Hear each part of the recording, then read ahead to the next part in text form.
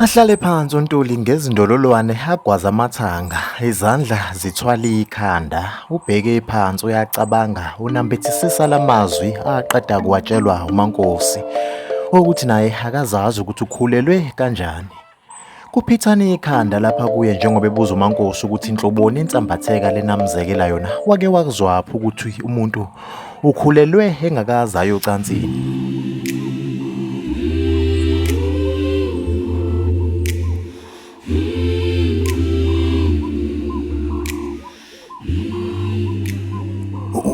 Uqamba amanga mfazi, ngisho endula ayikaze yenzeke leyo nto. Wena engabe uyasho nje ukuthi ubani le ndoda oyifihla kangaka. Kusukuma uNtuli enwaya ikhanda aphinde ahlale phansi. Ngithembe Ntuli, engikucelayo nje ukuthi ungilekele le Ntuli, ngizama ukuthola ukuthi ngikhulelwiswe yini futhi kanjani.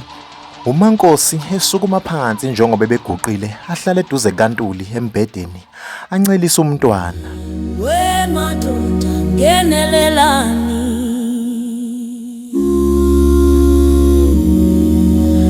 ngizalele injendlini ngenze njani uma kunjena, ngizoyithini le ndaba. Bengingamawele kungumfana nentombazane, kepha umfana wami walahleka ehlathini engibelethele kulo. Inhliziyo yami isakhala igazi ngengane yami, namaphoyisa washo lutho baba ukuthi ayamthola noma cha. Kubeka uMaNkosi ebhekise kuNtuli okude ngemicabango, uyakha uyadiliza ngengqondo uzama ukwenza lesi simo ukuthi senze umqondo kuye, kepha asuwenza inhlobo. Aphosiso kulo mntwana uNtuli anikini ikhanda, avula amehlo uOwemvelo abuka uNtuli amoyizele, asukume ame ngezinyawo uNtuli. Yonke lento izwakala ikujabulisa wena. Uzocela mina mfazi ukuthi ngikulekelele kulamanyala akho. Uyazizwa ukuthi uthini kumina Deliwe?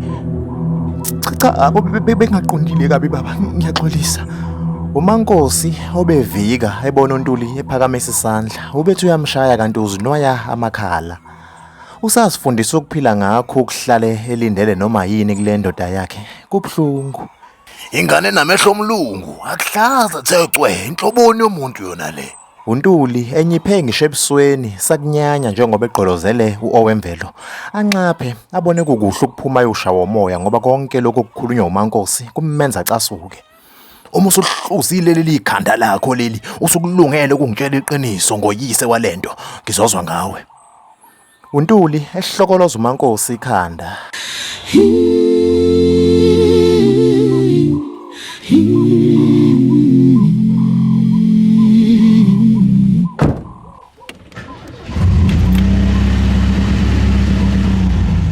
Ephuma eshiya uMaNkosi ephefumulela phezulu, kwazise alikho elinye iqiniso ngaphandle kwaleli alitshela uNtuli. Abone kukuhle ukuthi abephuthuma emfuleni ukokha amanzi khona nje isalele ingane yakhe uMaNkosi.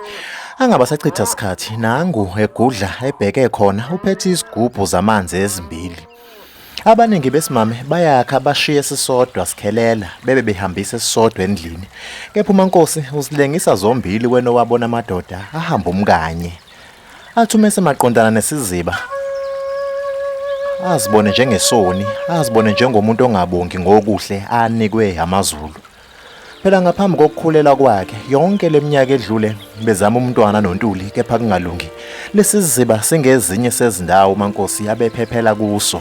Imthandazo nezinyembezi zakhe lesiziba sikwazi kahle.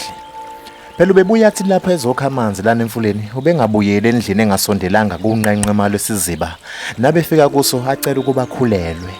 Unenkolelo yokuthi amanzi angumxhumaniso omkhulu noNkulunkulu.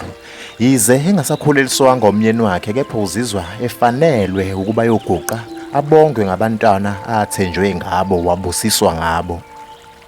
Angachithi isikhathi afake isigubhu sakhe samanzi asishiye esikhelela, aqonde kulo unqenqema lomfula aguqe avala amehlo.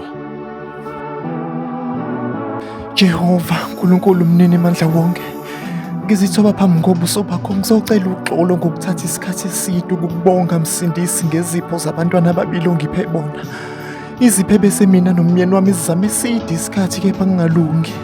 Izeke Msindisi indlela ongiphe ngayo lezo zipho nami ngidida.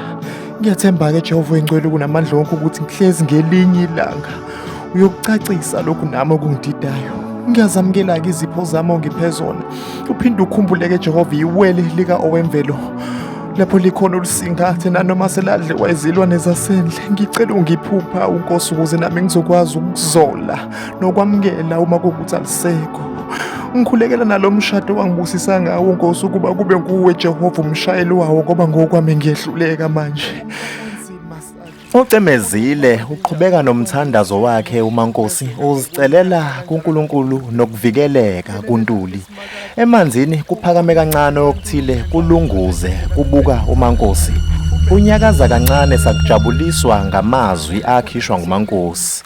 Awuvala umthandazo wakhe avula amehlo. Anyakazisa amahlombe sengathi ayamsinda. Athi ukuqalaza zinhlangothi zonke. Uzizwa sengathi kukhona obekumbuka.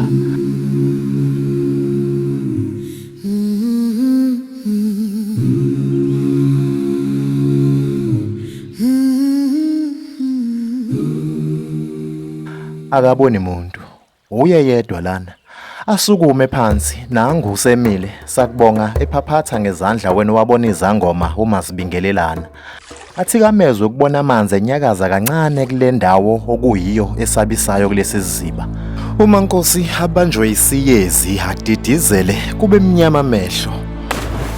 Ashibilike akhalakathele phakathi ezibeni ezwe kukhona okumdonsela ekujuleni kwamanzi ashone phansi.